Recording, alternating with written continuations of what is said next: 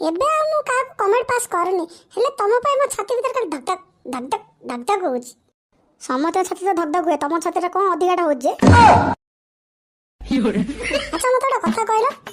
କି କଥା ଯେ? ତମେ ଅନୁଭବର ଫାର୍ଷ୍ଟ ଫିଲ୍ମ ଜାଣିଛ? ଆରେ ହଁ, ଏଇଟା ତ ଭେରି ସିମ୍ପଲ। ସିଏ କ'ଣ ସମସ୍ତେ ଜାଣିଛନ୍ତି। ମଝିରେ କାଳି ବିଲେଇ ଭଳିଆ କାହିଁ ପଶି ଯାଉଛ? କ'ଣ କହିଲ କ'ଣ କହିଲ? ନାଇଁ ନାଇଁ, ମୁଁ ତମକୁ କିଛି କହୁନି, ମୁଁ ଏପଟେ ରୋଜିଙ୍କୁ କହୁଛି।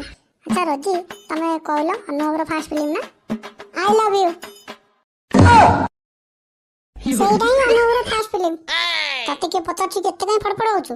ଆଚ୍ଛା ରୋଜି, ତମେ 1 4 3 ମାନେ କ'ଣ କହିଲ? I love you. ଆବେ ଡାଙ୍ଗ, ଏଟା ବିଲେଇ ହେଇ ବାଟ ରଖୁଛି, ତାକୁ ଟିକେ ହ୍ୟାଣ୍ଡେଲ କର। ଏ ବଣ୍ଟି ର ମୁଁ ତାକୁ ହ୍ୟାଣ୍ଡେଲ କରୁଛି ର।